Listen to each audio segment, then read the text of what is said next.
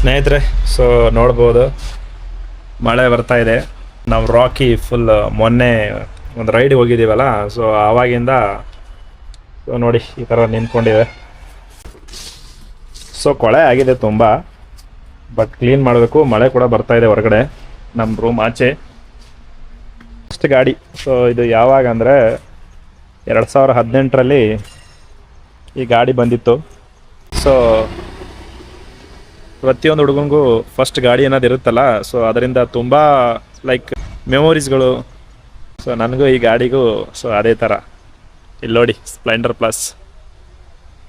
So ಆವಾಗ ತುಂಬ ಓಡಾಡಿಸ್ತಿದ್ದೆ.